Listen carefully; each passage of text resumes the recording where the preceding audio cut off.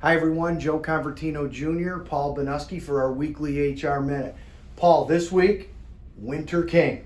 It did. We had lake effect. It was the first real storm that we got during the evening hours. And probably not the last one we're Not going the to get last. this year. Not the last.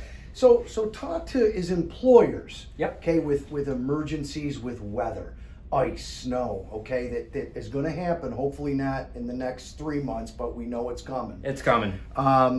What should employers do, and how should they communicate information to their employees as these happen during the months? Yep. So here in Central New York, Joe, we know that every winter we're going to have snow. We're used to that. We're used to the storms.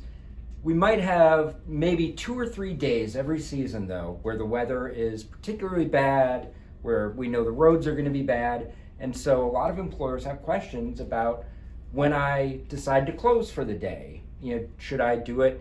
How far in advance do we make that decision? Maybe you make the decision, we're going to close early, send people home, right? So there's all these different considerations. And basically what I want to convey to everybody watching today is that you really need to have documented plans and policies in place, right? In your employee handbook, you should have a section that says, here's our approach to emergency closings.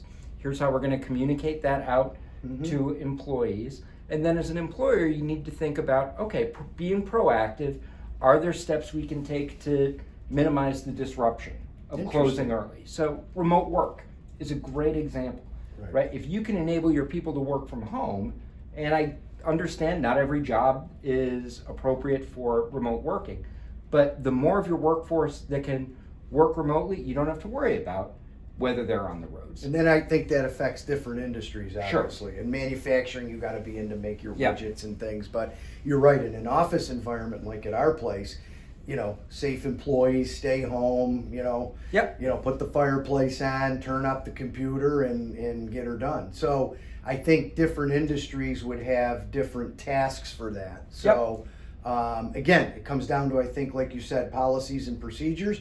But I do think most industries are set up a little better with that type of storm that would happen, that we are set up and have a better plan. And again, when we talk about being proactive, it's communication with employees, setting the expectation for them, but also let them know what you expect of them. That if maybe a particular storm, and we know this with lake effect with the bands, is going to be really bad up north, but not so bad in Syracuse or some of the southern suburbs. So maybe what's normal for operating procedures for your business, you may have an employee up north that really is stuck. And so what can you do to accommodate that? Can you say, great, instead of getting here at 8, take your time, get here at 9. Good. Right? So some proactive communications, just because if you have any misunderstandings or miscommunication, that's where you're going to create problems. So the more proactive you can be, the better prepared you're going to be. So thank you. So for weather preparedness and policies and procedures, and if you need more information, Paul has a lot of information to help you with. So have a great day and week, and remember, CH is in your corner.